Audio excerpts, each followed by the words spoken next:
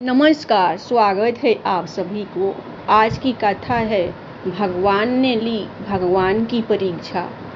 एक बार अयोध्या में राघवेंद्र भगवान श्री राम ने अपने पितरों का श्राद्ध करने के लिए ब्राह्मण भोजन का आयोजन किया। ब्राह्मण भोजन में सम्मिलित होने के लिए दूर दूर से ब्राह्मणों की टोलियां आने लगी। भगवान शंकर को जब यह मालूम हुआ तो वे कौतूहलवश एक वृद्ध ब्राह्मण का रूप धरकर ब्राह्मणों की टोली में शामिल होकर वहां पहुंच गए और श्री राम जी से बोले, मुझे भी भोजन करना है। अंतर्यामी भगवान श्री राम बूढ़े ब्राह्मण को पहचान गए और समझ गए कि भगवान शंकर ही मेरी परीक्षा करने यहाँ पधारे हैं।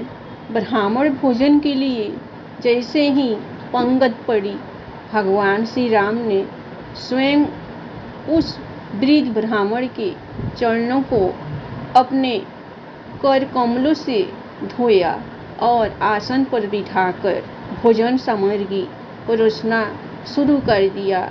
छोटे भाई लक्ष्मण जी भगवान शंकर को जो भी वस्तु परोसते, शंकर जी उसे एक ही ग्राम में खत्म कर देते।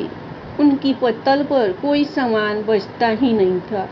सभी परोसने वाले उस बूढ़े ब्राह्मण की पत्तल में सामग्री भरने में लग गए, पर पत्तल तो खाली ही खाली नजर आती।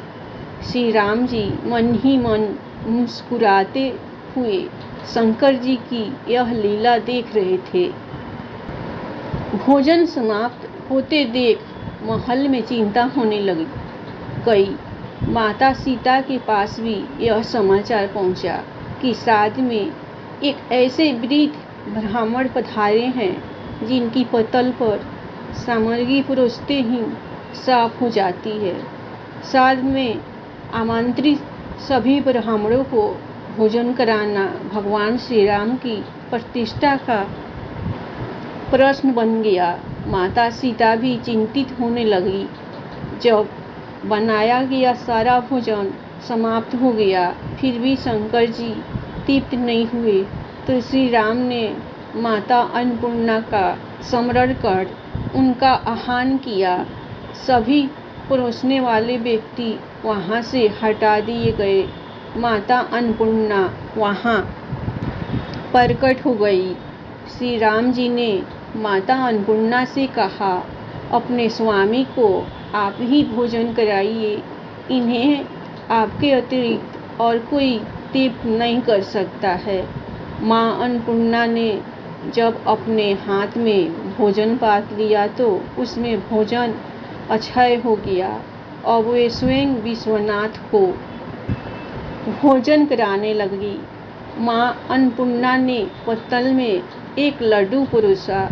भगवान विश्वनाथ खाते खाते थक गए, पर वह समाप्त ही नहीं होता था। माँ ने दोबारा परोसना चाहा तो भगवान शंकर ने मना कर दिया। शंकर जी हंसते हुए डकार लेने लगे और बोले, तुम्हें आना पड़ा, अब तो मैं तृप्त हो गया। माँ अन्नपूर्णा काशी की अधीश्वरी है, इसलिए वहाँ एक कहावत प्रचलित है, बाबा बाबा सब कहे माई कहे न कोय। बाबा के दरबार में माई कहे सो होए। जिस प्रकार भगवती अन्नपूर्णा द्वारा भगवान शिव की पत्तल में परोसी गई मिठाई बार बार खाने पर भी कभी घटती नहीं, उसी प्रकार अच्छी जीवन नियत से कमाया हुआ धन कितना भी खर्च करने पर घटता नहीं और खराब नियत से अर्जित धन कभी ठहरता नहीं, साथ ही दुख का कारण भी बनता है।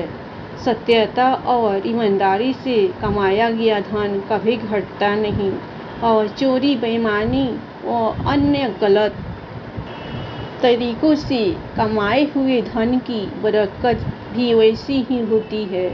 इसीलिए अच्छे धन की अच्छी बरकत होती है। अब शंकर जी श्री राम जी से बोले, मैं इतना खा गया हूँ कि मुझसे अपने आप उठा नहीं जा रहा है, मुझे जरा उठाओ। हनुमान जी अपने स्वामी का कार्य करने के लिए आगे बढ़े और शंकर जी को उठाने लगे, परंतु वे उन्हें उठा नहीं सके। श्री राम जी ने लक्ष्मण जी से शंकर जी को उठाने के लिए कहा, जय श्री राम, जय जय श्री राम जी, जय जय प्यारे बोल। राम डगरिया राम की नीत्र बहुत अनमोल, प्राप्त वंदन जय श्री राम प्रिय बंधु। धन्यवाद। कहानी आप लोगों को पसंद आए तो एक लाइक सब्सक्राइब भोले बाबा और प्रभु राम जी के लिए जरूर कीजिएगा। जय श्री राम, जय जय हरे राम।